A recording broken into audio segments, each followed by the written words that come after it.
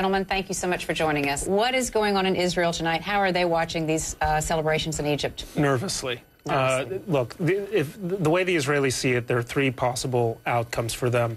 What they call Turkey 1, Turkey 2, or Iran. Iran is the obvious case. This revolution is quickly hijacked by the Muslim Brotherhood, Islamist elements, and Egypt becomes an Islamist state virulently hostile to Israel.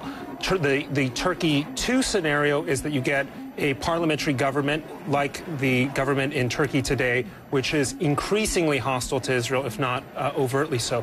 Turkey 1 is their best scenario. The military holds on to the reins of, or some reins of power. It takes responsibility for national security interests, but allows a parliamentary democracy to run domestic affairs. Let's bring in Aaron for a moment. Aaron, listening to what Bret said, which of those three paradigms do you think is most likely to play out, and what do you think Israel is prepared for, and what will it do to shape the likelihood that any of those three is going to happen? I could paint an even grimmer scenario than Bret's. The real question is, what happens when the contract between the civil and military authorities begins to be renegotiated? When the political forces on the streets don't want the military to exercise the privileges and perks. The military doesn't pay taxes. It has tremendous privilege. It owns businesses, farms, industries. What happens when those reformers, including the Ikhwan, the Muslim Brotherhood, and others, begin to want real governance?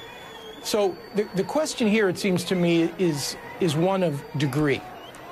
The new Egypt is not going to renounce or abrogate the treaty. The new Egypt is not going to close the canal. And the new Egypt is not going to return the $1.5 billion in military assistance that is part of the Camp David entitlement. Aaron is absolutely right. The Brotherhood did not play the leading role in the demonstrations in Tahrir. They were a kind of Me Too party. But at the same time, the Brotherhood is the most organized and the most willful alternative political party. We should be extremely concerned about the Brotherhood. And I've been to the headquarters of the Brotherhood in Cairo, and it's very interesting. There's a large map on the wall, and countries are color-coded in various shades of green, the deeper the green denoting the larger Muslim population, and that as a kind of icon of their worldview is extremely telling. So we need to be bending our efforts in the United States to work with moderates in the regime, and there are those moderates, and among the demonstrators in Tahrir Square to make sure that they're able to organize